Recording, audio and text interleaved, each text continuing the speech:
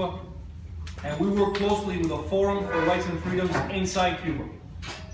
And today in this press conference, we have some activists who are returning to Cuba in the next few days. This will be the order of the press conference.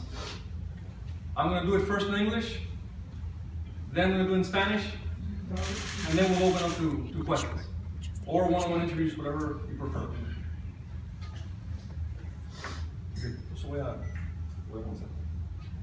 Good morning, everyone.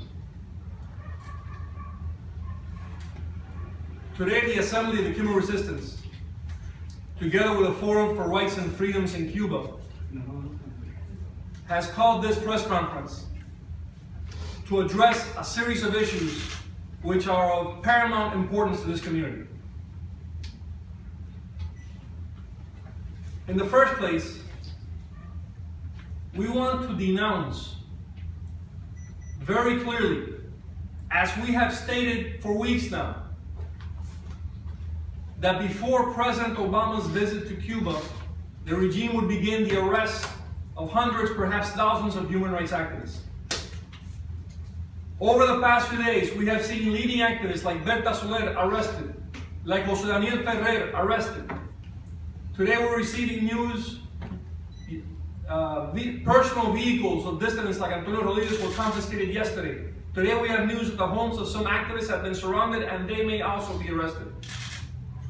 The regime is carrying out these arrests so as to control the opposition in Cuba and to present to the world an image of stability that denies the protest of the Cuban people.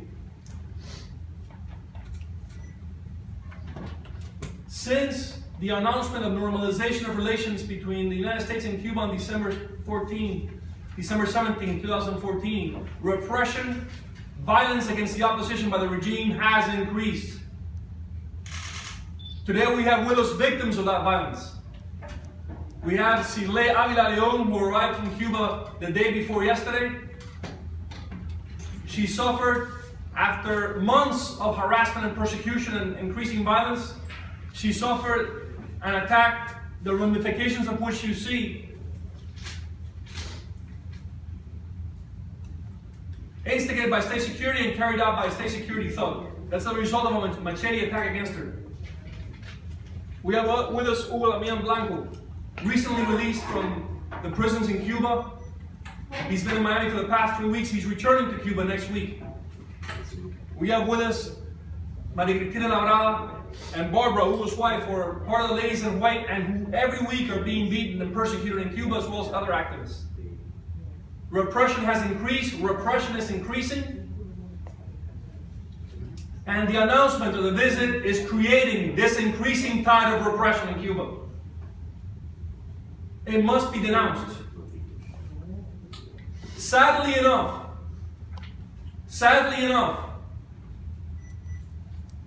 as this repression against those who represent the majority desire for freedom and human rights of the Cuban people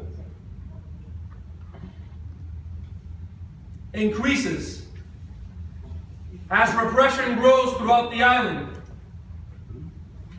we have every indication that the resistance inside and outside Cuba will be marginalized from the meetings and from this visit. And the best example of that is tomorrow's meeting between a White House official, a national security official, and the community, where no one here or no one we know in the resistance has been invited. Who will Ben Rose meet with tomorrow to discuss the effect of the visit in Cuba, if not with the human rights and democracy community? Who will he meet with tomorrow in Miami? If they're proclaiming a meeting with Cuban American leaders and activists to talk about human rights in Cuba, no one here has been invited. No one we know of in the human rights community has been invited. Who will attend the meeting? If this is a symptom of the visit, then the visit will not be good for Cuban freedom and will not be good for Cuban democracy. However, in spite of the neglect that our brothers and sisters are suffering in Cuba under the repression, this community will not abandon them. And today in this press conference, we're calling for a march and rally in support of the pro-democracy movement in Cuba for Sunday, March 20th at 11 in the morning, starting in the Bay of Pigs Memorial up to this home of the political prisoners. And the entire Cuban community will come together to support that march and rally, to let our brothers and sisters know inside Cuba that day, a day before the president arrives, that we stand with them as they're repressed and persecuted, as they suffer violence for their decision to proclaim freedom and liberty for Cuba in the streets of Cuba. And this call that we're issuing today is not just a call of the Cuban American activist organizations, but also of Cuban American intellectuals and artists.